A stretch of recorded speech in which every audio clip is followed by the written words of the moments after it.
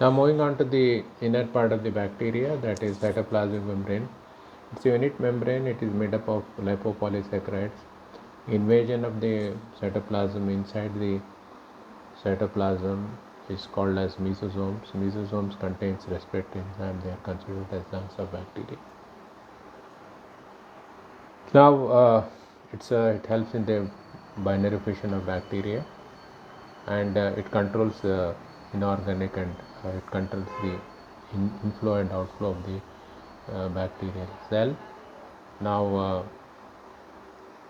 this unit membrane, I said lipopolysaccharide, lipids, protein, polysaccharide, and inside it has got cytoplasm, nucleus, the ribosomes, inclusion bodies, and the cytoplasm is colloidal material made up of inorganic and organic material.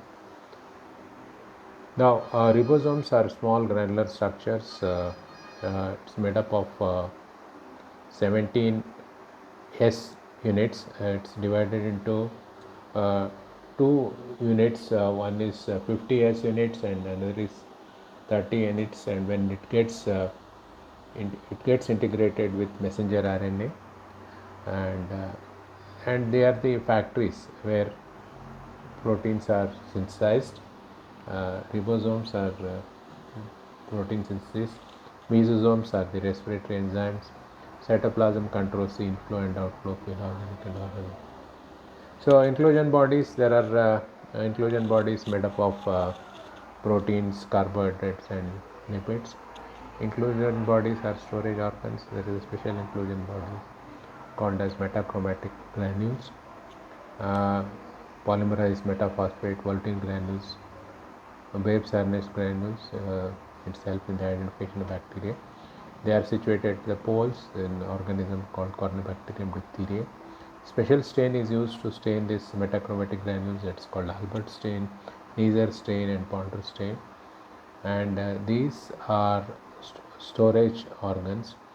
And Corynebacterium diphtheria divides like a stem or shoot of the tree, and it looks like L and V shape, and we call it as Chinese letter pattern. And special stain, that is Albert's, Neisser, the Ponder stain, metachromatic granules. So now mesosomes are respiratory enzymes, and special stain, and nucleus is made up divide of nucleolus, nuclear membrane, and nucleolus. It is made up of single molecule of double stranded DNA. Now coming to there is extra chromosomal genetic material called plasmid. When it gets integrated into nucleus, it's called episome.